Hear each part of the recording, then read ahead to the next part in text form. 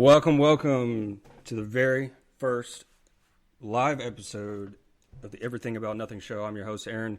And today we got a very special guest, Mr. Tyler with Lone Star Republic Soccer Club here out of the Dallas-Fort Worth area. Thank you so much for joining me, Tyler. Yeah, absolutely. Thanks for having me. Yeah, man. It's really kind of ironic that I am having a sports conversation on my first ever podcast episode. I am not a big sports person, but from what we've talked about before, you're doing some really good things with this soccer club and wanting to get it started. But tell us a little bit about yourself, man, and how you got to becoming the founder and CEO of Lone Star Republic. Yeah, I am originally from Dallas, born in Garland, moved to Phoenix whenever I was 11 with my family. Spent 11 to the age of 24 in Arizona and California, high school, middle school, college, all that. Moved to Kansas City for a couple years, working, really liked it out there, and then decided to come back down to Dallas for family and work opportunities. Joined a Sunday League team. They were the last place team at the time in the local Sunday soccer league around here called North Texas Premier Soccer Association. Sunday League is kind of a all-inclusive term for adult recreational soccer. And it was, I've played my entire life, took a few years off towards the end of college, and right after college got back into it. Found this team online through the NTPSA website before I moved down here. Had signed up and gotten set up with a tryout. They were the only team that contacted me through the free agent system. And despite the fact that I had college experience and all that, and I laid that out there, it was just the last place team that was the only one to reach out to me. So it was obviously an easy decision and turned out to be a great one. So we took that team from last place in the bottom division over the course of the years, rose through the different divisions, won a few championships, kept getting promoted. I had helped out kind of taking over the team from not really taking it over. I just worked my way into a partnership with Scott, who was the person who originally recruited me. And we just slowly but surely built up this team to be a pretty competitive one over the course of about 4 years. And then just, I don't know if you want to call it complacency or whatever it was, a combination of a lot of things. I had this extra motivation to just try and do something different with it. Right before I joined the team, they changed the name from Gunners FC or something like that to Lone Star Republic. And so the entire time I was on the team, we had that name. And it's just a really, really solid name, really solid brand, obviously, just the name itself, especially being in Texas, obviously, it's where it comes from. And fortunate enough that no other organization was using it, sports related or not. And I just felt like there was a lot of weight behind that. And being a lifetime soccer fan, massive sports fan in general, ESPN junkie and constantly watching soccer over the weekend, I have this kind of higher level idea of doing a expanded club with some video content and stuff like that. Just trying to build a brand out of Lone Star Republic, just that name itself, being in the sport of soccer, things like that. And so when we just kind of weren't all that satisfied with the Sunday League, how it was operating, who was operating it, our experience playing. So we looked for something better. And there's a national expanded semi-professional league called the United Premier Soccer League that had recently, over the last few years, expanded into Dallas-Fort Worth. And Dallas-Fort Worth is just such a huge, huge soccer scene. It's really hard to quantify it or be able to explain it. You just kind of have to be here. Dallas Cup is, I think, it's considered the second largest youth soccer tournament in the world. Really? And it happens every year. It's been going on for a long time, and it's just an an amazing atmosphere during that time period. And just Dallas youth soccer in general is extremely competitive. There's a number of clubs that are constantly competing at the national level, producing professional talent, tons and tons of college talent. And having actually played my club years and college years in Arizona, I got to experience the opposite, which was a kind of a floundering left behind area where soccer just was not the same. I left playing a year of club here and immediately went out to Arizona, and you can tell, you at the time could tell a difference. Arizona's made a lot of strides since I was, have not been involved in the club scene, but at the time it just wasn't as good. And so the Dallas market in terms of soccer is just something really easy to bank on. So I felt like there was a lot of different variables at play, including just a really solid core group of guys that we had on the team at the time that had slowly been recruited through emails and through friends and things like that. So at the end of 2018, in December, I got everyone together for like a little presentation where I just kind of said, hey, let's invest in this semi-professional league. We'll go into the bottom division. I have no idea what it's going to look like, but we get to control the fields that we play at and a lot more aspects of it. It'd be a bigger commitment for everybody, but it would be, I think it'll be worth it. Came up with the idea for some fake sponsors on our jerseys that were just kind of funny, that would stand out to people. Our main jersey sponsored by the word airline, because a lot of airline companies sponsor soccer teams. Sure. Our practice jersey is sponsored by multi-level marketing with a pyramid in the background. A lot of, soccer teams, especially in America, are sponsored by pyramid scheme companies like Advocare, who sponsor FC Dallas. And so it was just kind of a way of just wanting to stand out a little bit more and just have this bigger project that we could all contribute to. Yeah. And, so from when you started it then to now, I mean, first, how many years has it been for you? Well, I joined in August. I joined the team originally in August of 2015. So it'll be 5 years in August. And then it was January of 2019, a year and 4 or 5 months ago, is when we made the jump to this semi-pro league. So, yeah. Shortly after investing in that semi-professional league, I was introduced to a player who I had watched for a long time. He played for FC Dallas for 8 years. It was an MLS veteran, played on the national team a few times. His name's Zach Lloyd. And it was quite the privilege to be invited to sit down for breakfast with him one day and just be able to pitch our idea. He had a big group of players that were looking for somewhere else to play. I had kind of set up this structure, just had to pitch him on the idea behind the brand and the marketing and what we were trying to do. Seemed like a really good fit.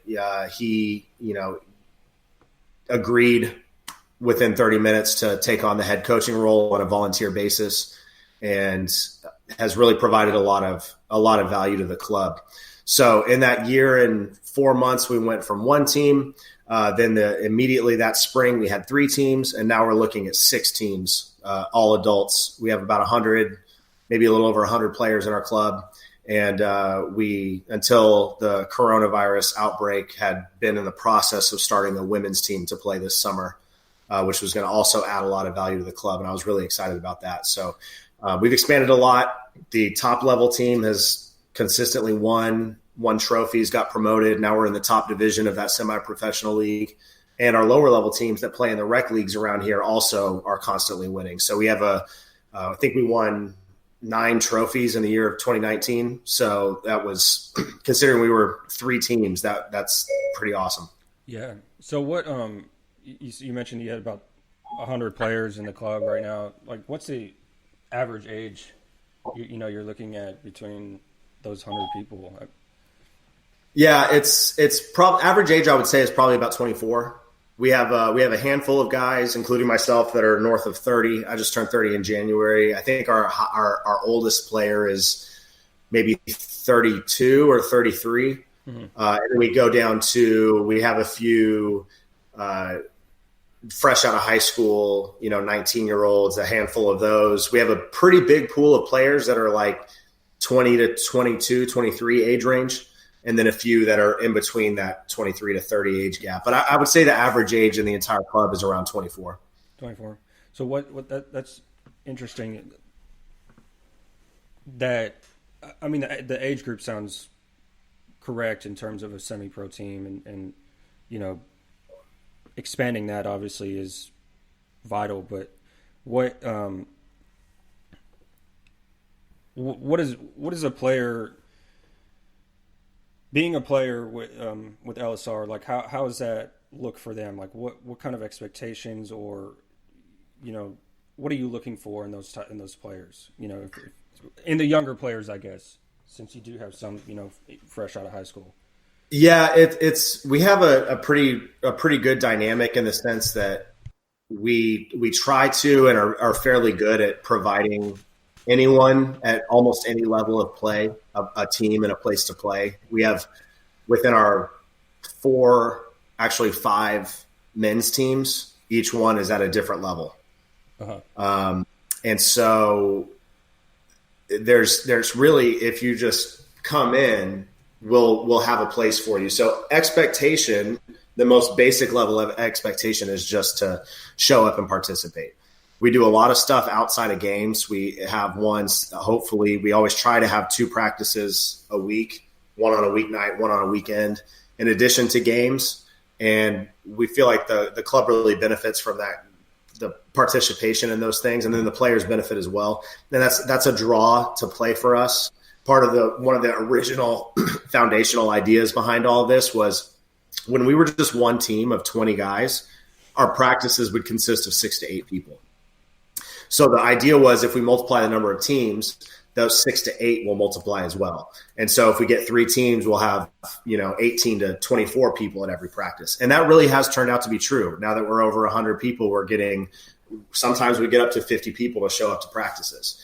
So expectation is just to participate in everything that we have to offer and contribute to the club overall. If you want to get more specific to the top level team, the semi-professional team, the expectation is to want to play at a higher level. So it's not just being content with where you're at, but the expectation is that not only does the team want to grow, get more competitive and play at a higher level and be more successful, but you individually need to feel that way as well to fit in. And we have a really solid group of guys on that top team that all really do feel that way. Even some of the guys that are in the 25 to 30 age group, or even myself who just turned 30, we're certainly, none of us are stagnant in our development as players. And and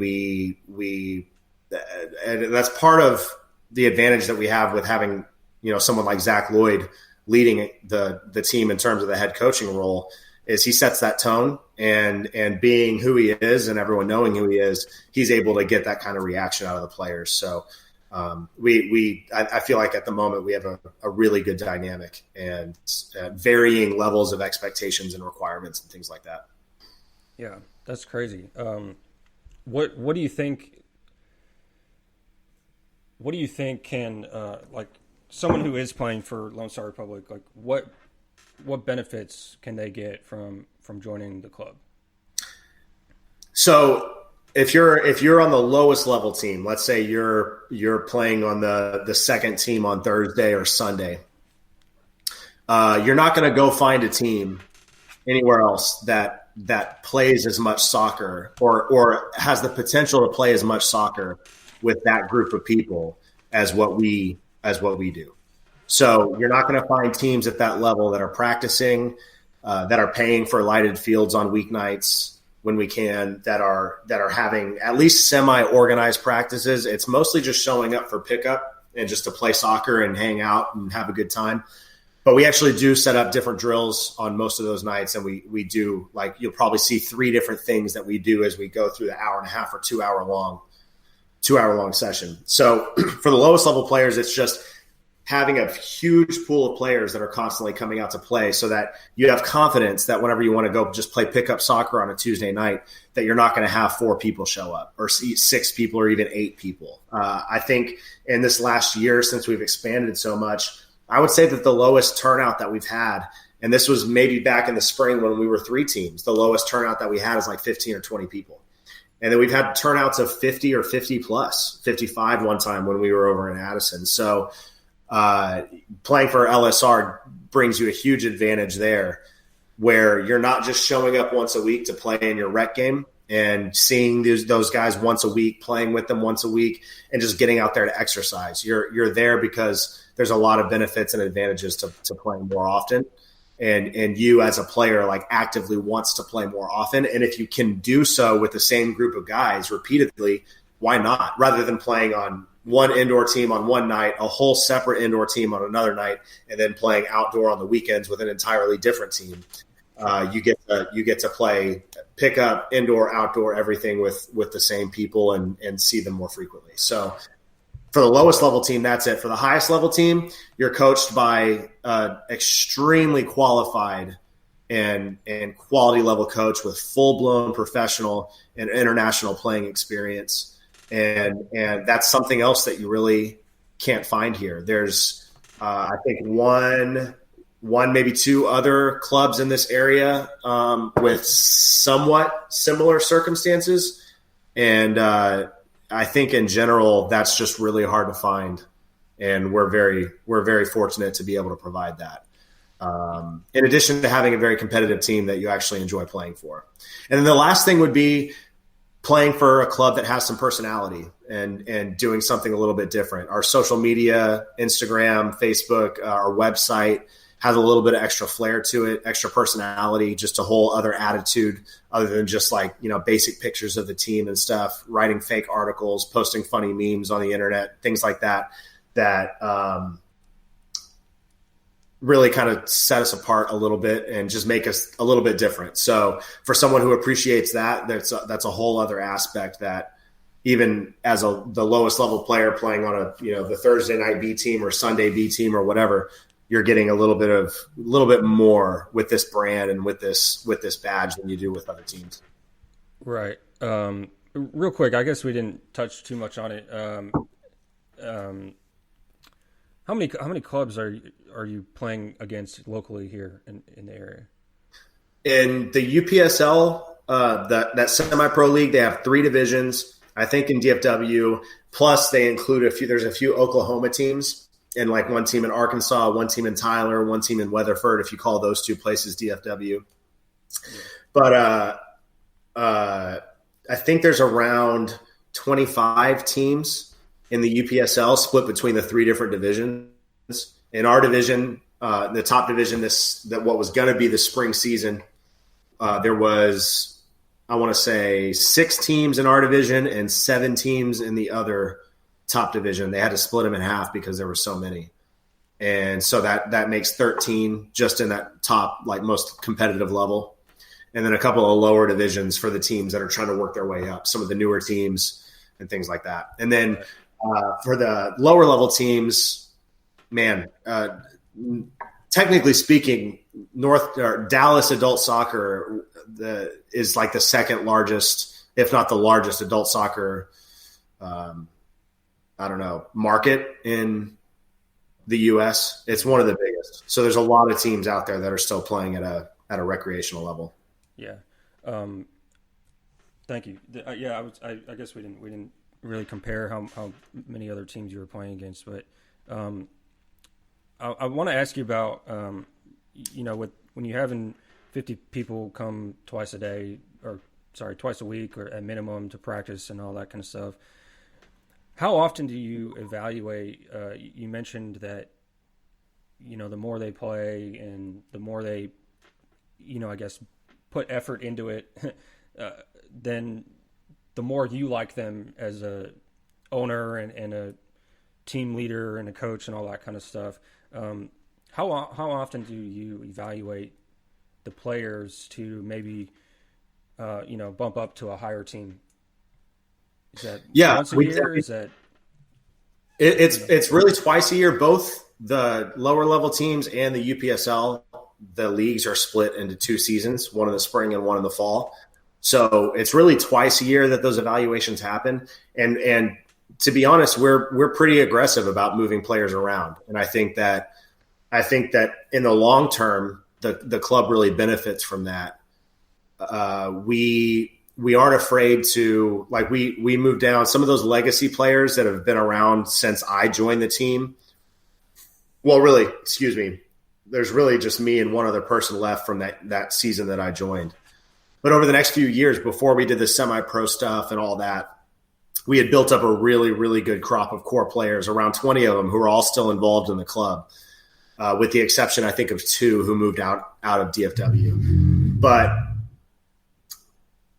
they kind of collectively, a big chunk of them moved down a team this spring.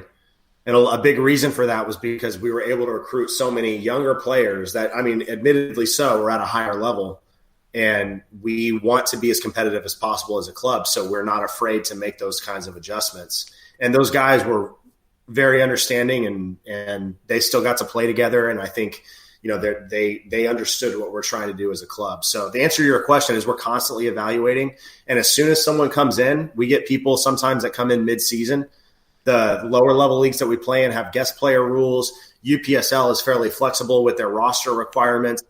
Our evaluations are pretty much constant. And even if you're kind of locked into a roster somewhere, there's probably another place at a higher level for us to throw you in if we find it appropriate. And we're constantly moving players around and making adjustments to the rosters and making sure that each team is as competitive and also as cohesive and enjoyable as we can, because it's certainly not meant to be this cutthroat system all the way down to the bottom.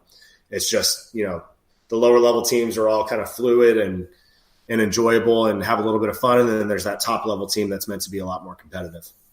Right.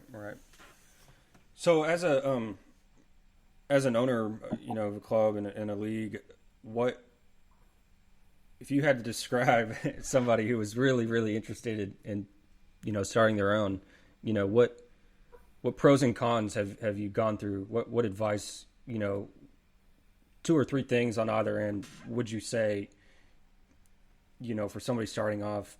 Here's the do's, here's the don'ts. What were your struggles? What did you go through? It's tough to communicate with that number of people and get the sort of, I think one thing I would say is to like really cut back on your expectations in terms of communication from the rest of the group. And whenever you're trying to do something like that and you're trying to grow and you're trying to get into something new, it's obviously it's ideal and very helpful to have open communication and feedback from people and to have them respond to your requests. If they need to pay for something, have them pay quickly, things like that. There's all kinds of obstacles that we've experienced in terms of just pure base level communication. Sure.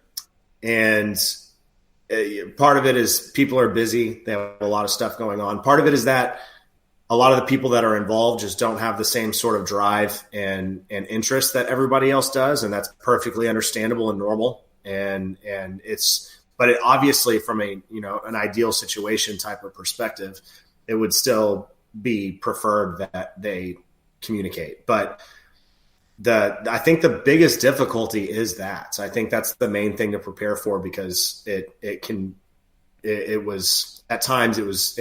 get pretty difficult.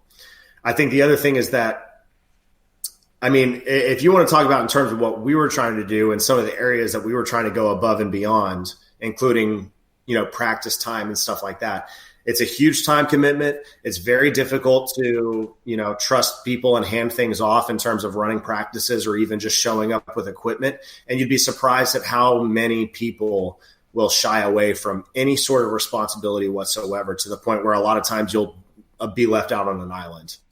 And I think in the long run, it's very worth it. And I've certainly enjoyed every second of it. There's struggles all the time, but that was something I was not fully prepared for, I think, as I got deeper and deeper into this. And, people will step up and will help out. It's certainly not a one-man show. But I think it's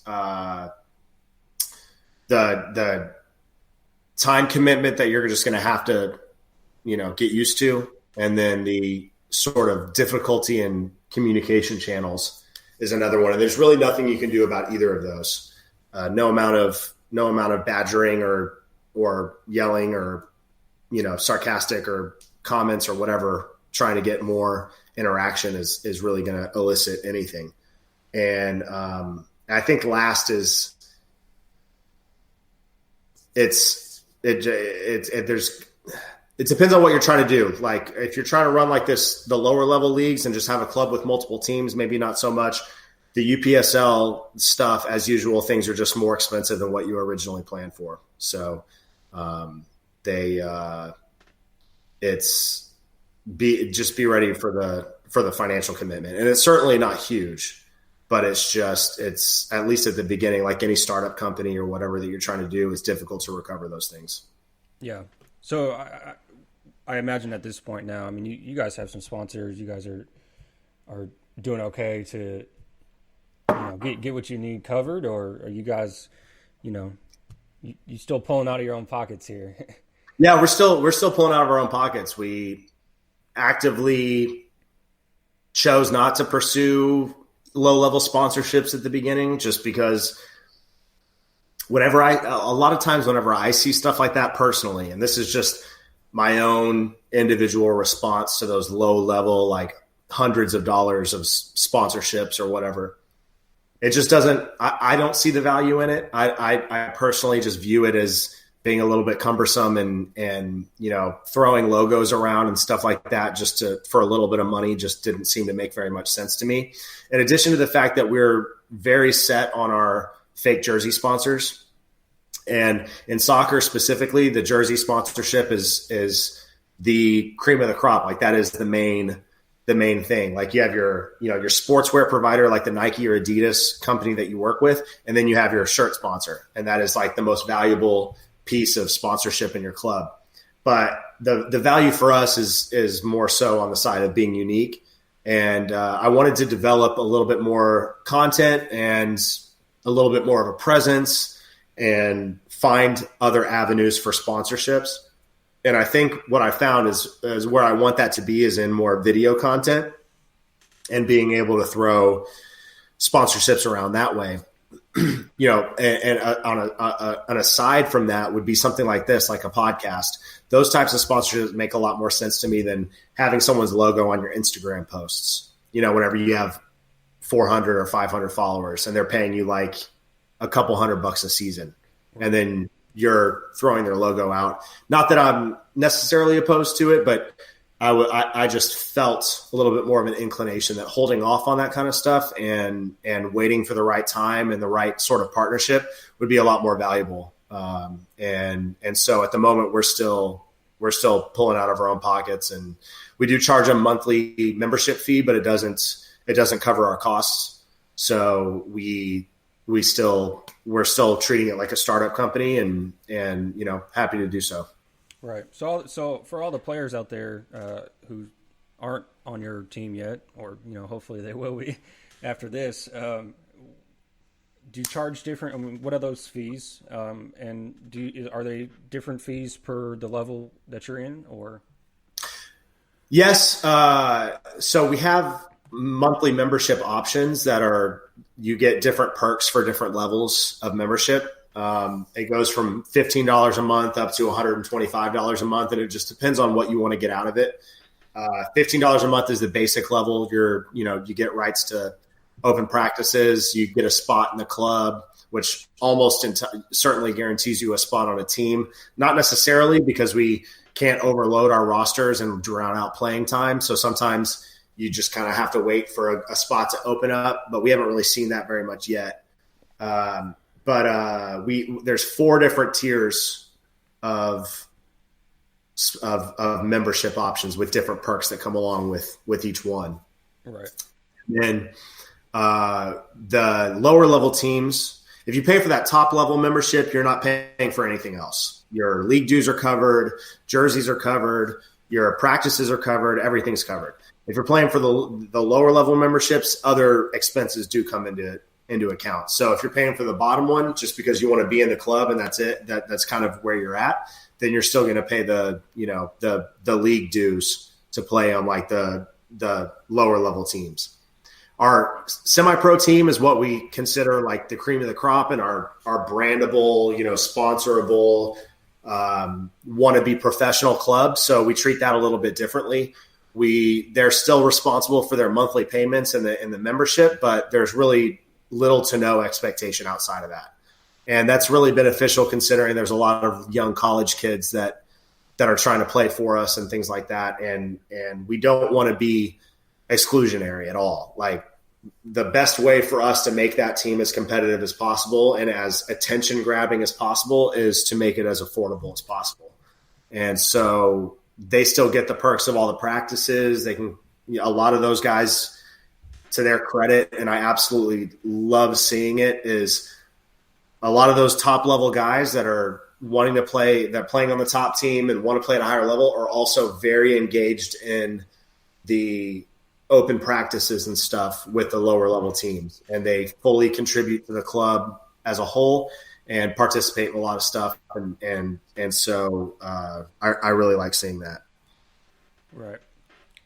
What, to you, what's the importance of bringing this, the club soccer and the league soccer back into your area? You and I have talked in person before, just about some ideas and expansions that we'll talk about here on the podcast, but we'll start it off with the idea of why you're putting so much time and effort. I mean, obviously you love soccer. What's the importance of having this back so hard, so heavy hitting in the DFW area? I think that anyone who is a soccer fan here will tell you that while adult and youth soccer here has a lot of breadth, it's spread wide. The youth soccer, it reaches every single corner of DFW. There's an extreme shortage of field space, of referees, of lights on soccer fields to practice at night. It is insane what anyone who wants to play soccer here that doesn't have or has anything short of an unlimited amount of money to just pay whatever for facilities and just throw money at people. It's insane, the shortage of facilities, referees, everything like that you have to deal with here. The quality is incredible. The size and scope and breadth of it is incredible, but there's not very much teeth to it. It feels disjointed. It feels like there's not a cohesive nature to it. There's the Sunday league was kind of drowning out and not really performing very well. Nobody was happy playing in it. And, that gave way to this Dallas Soccer Alliance league that we now play in instead of that Sunday league. It's our Thursday night and Sunday league now for our lower level teams. They play in the Dallas Soccer Alliance instead of the NTPSA. And I think there's a lot of just kind of dissatisfaction with soccer here, especially compared to what it could be. And if you think of just, FC Dallas is way up there in Frisco and just kind of a less than stellar, disappointing franchise. And I feel like there's a lot of room for just something else to step in and be a major contributing factor to the growth of and the quality of soccer here in Dallas. And so, a big motivation of it is for it to be a full-time job. We're actively trying to take this top-level team professional, and with that comes some heavy investment from some outside sources. And, if I'm fortunate, then that turns into a career and kind of fulfills the dream of the startup company getting funded and all that kind of stuff. And I certainly think that we have the tools in place to do so, which is why we're so confident in moving forward with it. And so that's, it on a personal level, but I wouldn't have taken that sort of risk in other markets. I think there's kind of a vacuum here that is unique and can be filled. Yeah. Well, so what's, you touched on it a little bit. Obviously you want this to be a full-time job and, for you, but what's the end all be all ultimate goal, beyond getting paid to do what you love to do? What does that look like for you or for the club, let's say? Ultimate goal is whenever we can get there, whatever is, it's easy to assume, and it's probably accurate, that it's still going to be MLS, Major League Soccer, which is the league that FC Dallas plays in. They're currently the top league in the United States and very competitive, getting better every single year. And I thoroughly am a huge MLS fan and supporter. So ultimate end goal would be for this club to have a team in MLS. We have I touched on it earlier, the kind of sarcastic, satirical side of what we do. We carry a hashtag with us called MLS to Dallas 2040, because MLS is treated just like the other professional leagues in the United States with the NFL, the NBA. There's no promotion, relegation. Expansion involves either relocating a team or the overall league deciding to expand into a new market. And when MLS expands into a new market, they have all these marketing techniques and stuff like that. And one of those is a hashtag. For the example, the ticket counter thingy on Nashville is a new MLS club, and their initials would be NSH. So like MLS would have a hashtag called MLS #2 NSH. And then they expanded, last year. So it would have been, 2019, MLS to Nashville 2019. So we went ahead and started using MLS to Dallas 2040 kind of as a joke, because it's so far out there. Right. 21, 22 years when we got started with it. And but it is still a serious goal. I mean, the joke is that it's so far out that we're planning 22 years in advance, where normally these hashtags come out like 2 years before they play their first game. And but we, like I said, that's part of what plays into the vacuum, is we feel like there's room for that, and that it is a realistic possibility for the right brand. And Dallas itself is big enough for multiple MLS teams, and they've recently expanded into a second team in New York and a second team in LA. Those are the two similarly sized youth and adult soccer markets as Dallas in the country. So if they're going to do that again, it would make sense for them to do it in Dallas. It's a little bit of a lagging market in MLS. There's no way that MLS as an organization is happy with their metrics and their performance in the Dallas area. They have some of the worst TV ratings, despite other soccer like Premier League and international soccer games get incredibly high ratings in this area, but MLS does not. And so there's so many things that show that there's something else to be had there. And it's I think it's a lack of imagination from the team in the North, as we like to call them. And just a lack of, moving up to Frisco, doing all that stuff. They're very exclusionary up there, difficult to access, difficult to support, can't watch the games on TV. Various things that you have to deal with that it just, I feel like there's something there in the future, and hopefully we're the ones that get to catch that wave. Yeah, that's really exciting. Again, we've talked before, so I'm going to ask you for the listening folks here, but what steps are you taking to get to that point? I mean, what's your thought process? Are you doing things, in the public? Are you hosting games for other teams? Are you, what does that look like to get you to that point? I think there's a lot of things that you could do, a lot of different things that you could do, but it from a conserving your resources and just focusing on the most important thing, we're just taking it one step at a time at the professional level. So at the moment, we're playing in the United Premier Soccer League. It is technically considered fourth tier. If you imagine the U.S. soccer system and how the different leagues interact, that we're like in the quote-unquote fourth division. And there's no interaction with the third division or the second division or the fifth division, but it's just kind of the theoretical sense of where U.S. soccer fits their different leagues. And there's a couple of other leagues around the country that fit into that same level in the fourth division. We are currently trying to move up into the third division. And what that involves is meeting both U.S. Soccer's standard for a third division team and then that league's standard for a third division team, and they have their requirements for your stadium. How many people can it seat? How much money can you raise? Your, lead investor requirements and things like that to prove financial viability. So you're not going to fold after one game. Lots of things that you have to put into place in order for them to accept you as an expansion organization. The best thing that we can do is just to follow that path and just move up as much as we can, raise money, find investors, find ownership that wants to do something like that. A good example is LAFC and or Inter Miami that just got started this year. Two newer MLS teams, Miami being brand new. LAFC is owned by a lot of former athletes and celebrities, Magic Johnson, Will Ferrell, Mia Hamm, Nomar Garcia-Parra. It's a large group of people that MLS views as an enticing ownership group.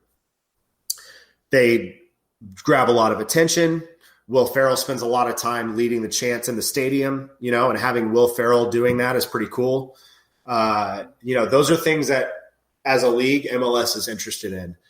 Inter Miami is owned by David Beckham. And even without being a sports guy, I'm sure you know who that is. And that's another example of a closed door system like MLS seeing an opportunity and needing to take it, meaning providing David Beckham with giving him a franchise in exchange for the fee without really thinking of the repercussions or anything like that, just because it's a good opportunity.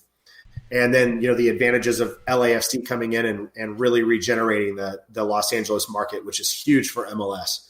So for us, what we're doing is trying to build that brand that people can connect with, that will draw us attention, will get us on the radar. And then on the back end, it's trying to provide and find both the money and an ownership group that's local and quality that MLS would be interested in. In the meantime, it's just a matter of, what's the next step, which would be Division III. Then after that, maybe we just get to MLS after that and stay in Division III for a long time. That sounds pretty appealing and something I think we could do. But either way, it's just, building a fan base and grabbing attention, doing the ownership thing, and then continuing to work the system and grow to as high of a level of competitive nature as we can. Because we could put the whole ownership group together, but I feel like if we're still sitting at the 4th or 5th division, we're a little bit less appealing. Whereas if we're able to take those steps and move up the pyramid in the way that the system is set up, that will, give us more opportunities and have us be more appealing for the people that we need to be involved. Yeah. So what to you and for the club, what's the dream stadium look like? Where do you want it located? How many seats? Does it look like an egg? Does it look like a spaceship? What's for a real world example, it would be, let's see. So Dream Stadium for now is our dream location. I currently live in, and our kind of goal for where we headquarter and do everything out of for the near future is Richardson, a suburb north of Dallas. It's very diverse and a great place to live, great place to work, and a very aggressive local government looking to put something together like this. They also happen to be entirely lacking in sports facilities. It is crazy considering how many youth athletes are here in Richardson and how little they have in terms of athletic facilities to provide. And they know they're behind. They're behind the 8 ball on that. So that's where we want to be for the next X number of years. And we really don't know how long that is, but if we can make it permanent, we'll make it permanent. Sure. Size of stadium, I don't know, man. It's huge, just huge. Why not? I think we've gotten enough positive feedback on our brands online from just random fans and individuals, whether it be MLS Reddit, and the people that comment on stuff on there, because I've posted some articles and gotten a little bit of attention on there. And we've just gotten enough positive feedback to realize that I think the name Lone Star Republic is really strong, really brandable, very appealing. It is just different enough in the sense that it doesn't have the FC or the SC on the end for football club or soccer club that like everybody else does. And it's so it feels at this point feels so generic. And it's just different enough, but still carries weight with it. If Lone Star Republic was a soccer club, it would make total sense. It wouldn't be weird. It wouldn't be like, if the club was named McDonald's, right? Yeah.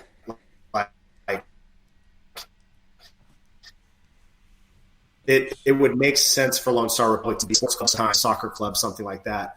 And so I think that really matters. And so with that being said, sky's the limit. If we want to, and we're also, along with that MLS to Dallas 2040 hashtag, we're also claiming ourselves as the Texas men's national team and the Texas women's national team. Treating Texas as its own country, as it once was. Yeah. This whole theory that Texas is the only state in the union that can secede and still survive. There's as funny as that is, and it is intended to be funny. I'm certainly not suggesting that Texas secedes from the United States. I love the United States. I'm certainly not trying to play that game. I'm literally just trying to take advantage of that opportunity to claim that. I'm a massive U.S. national team supporter. Traveled around the country to go to games, will continue to do so. And if anything, it's just a desire of mine to run my own national team, so all I have to do is just say I am, Why not? Nobody else is claiming it. Why not? And if any team in Texas is going to claim to be the Texas national team, Lone Star Republic sounds like the name that it should be. So it just seems to make sense. And I think these are all really good, branding things that are kind of setting the tone for where we're going to be in the next few years. As crazy as that might sound, or as big and bold as it might be, I think it's very realistic. Yeah. So right now, obviously we're in a weird time in the world. Everyone's being affected by such a unfortunate, disease. That's just crazy. Yeah. What are you in the league doing to, I wouldn't say recover, but just work around this? You can't go outside, you can't practice. How are you guys spending your time? That's a really good question. We, in a very, this is a very weird way of saying this, and it's certainly not to be lacking in the understanding of where we're at right now. But we're somewhat fortunate in terms of where we were when this all happened. We were in the process of speaking to and giving pitches to investors, and we kind of, in a way, as a club, dodged a little bit of a bullet. There's going to be a huge fallout from the effect of the lack of a season happening right now for so many lower level teams around the country. But us being funded out of pocket rather than by sponsorships, by ticket sales, we don't have, we don't really have employees. Nobody gets paid off of this. All we're doing right now is just sitting there. We're literally just on the shelf waiting to kick back up again. And we're in a position that when that time comes around, we will be able to hit the ground running. Almost, it'll feel as though there was a gap, obviously, but from a quality or investment perspective, there's not going to be a change. We're literally just the day that we get to start operating again, we just start operating again. And there's a lot of clubs out there that are not going to feel the same way, that were, understandably overextended financially. And in a sense of that's just sometimes what you have to do. Things are expensive and you have to take risks and you have to take chances. And we were prepared to take those risks and take those chances. And the fact that, this happened before we did that is hopefully going to mean we're in a decent spot to continue after the fact. but the league itself is just on pause. We had not even started our season yet for the top level team. Whenever this got started, our lower level teams played 2 or 3 games and then it got paused. So the lower level teams are hopefully going to be able to continue their season over the summer. The top level team, we're still a little uncertain. There's so many facilities issues with, a lot of teams play at high schools or colleges and things like that. Whether or not those facilities are going to be open when we technically can resume operations, we don't really know. There's still tons of variables. So all we're doing is just sitting and waiting. And no money's going in or no money's coming out. It's basically just saving up and keeping what's there and then being able to hit the ground running whenever we get started again. And then just, try and get the wheels operating in the way they were before they got screeched to a halt in early to mid-March. So we didn't have a whole lot of considerations, I guess is really what it comes down to. We really just had to just say, hey, sorry guys, we can't practice for a while. Hopefully we'll see you sooner rather than later. And so that's pretty much it. It's just a waiting game at this point. Yeah. I do want to touch on one thing, something amazing that one of your co-founders is doing, and I would imagine that something Lone Star Republic can be proud of. But tell us a little bit about what co-founder Preston is doing to help the community right now. Yeah, so Preston Osborne is our legal, our general counsel, and has been the main contributing factor to our kind of structure and one of the main contributing factors to our content development and stuff like that. And he's a tinkerer and just practices with things. So he, a few years ago, had bought a 3D printer and had messed around with it previously.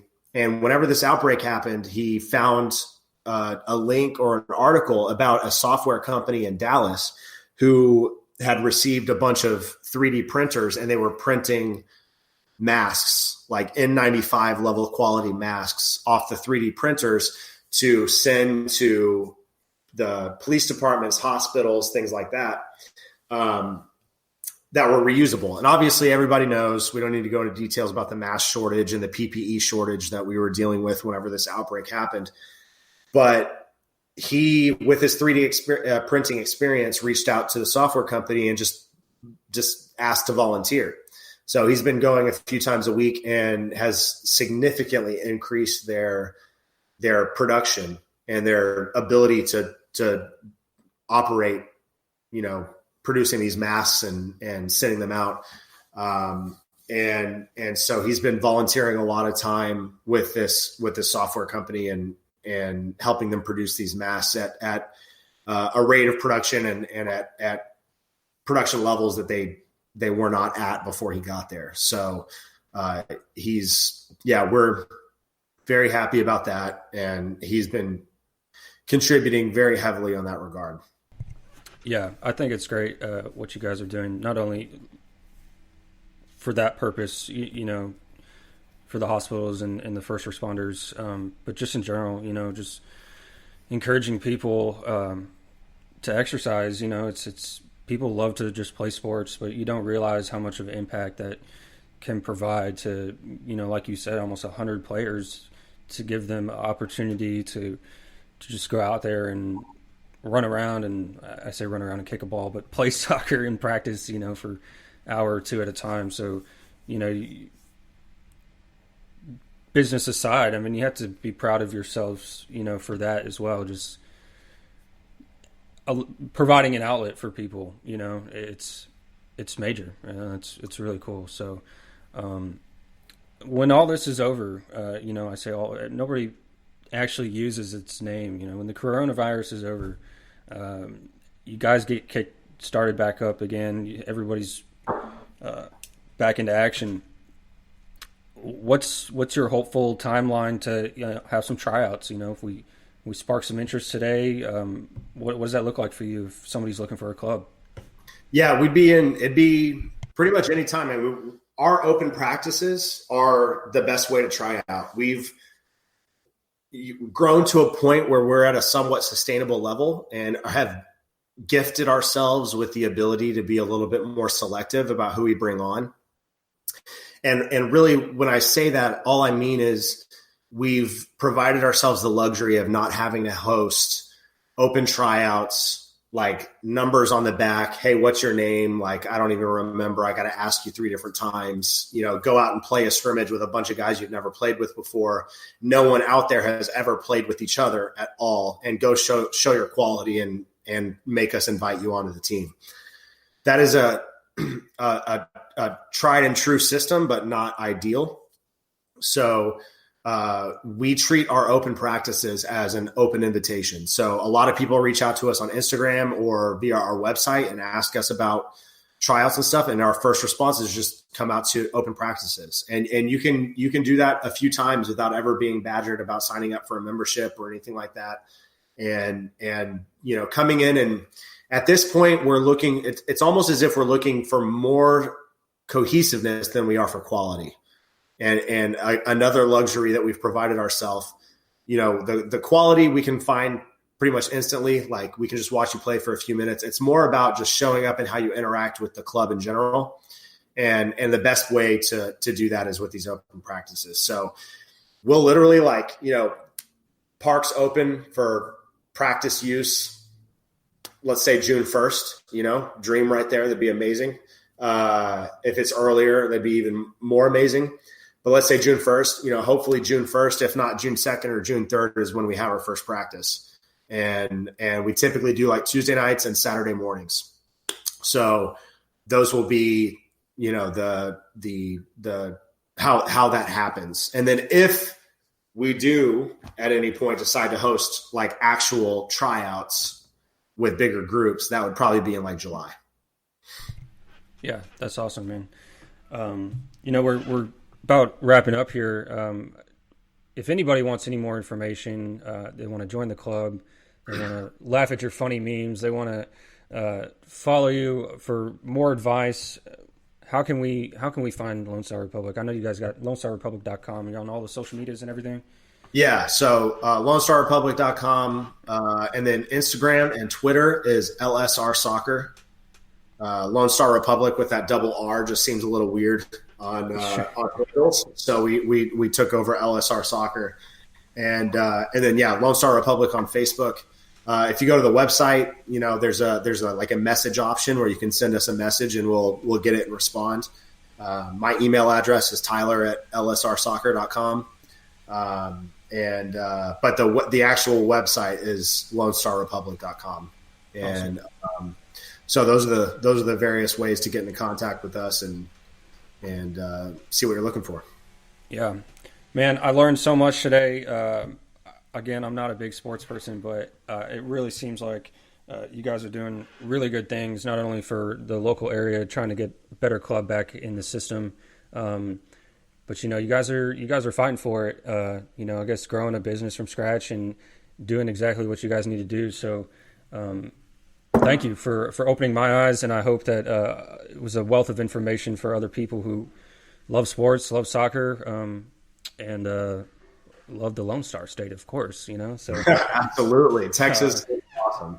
Texas is awesome. So, thanks so much for joining, man. I'm glad we got to do this, and I hope you guys are staying safe and staying strong out there. So, we'd love to have you back, man. Let us know. Yeah, absolutely. Well, thanks for having me. I'm glad that you're safe as well, and yeah, we should definitely do this again. All right, man. Well, enjoy your day, and thanks again for listening in, everybody. This is the Everything About Nothing podcast show, and we'll be back next week with another special guest and a new topic. Thanks for joining.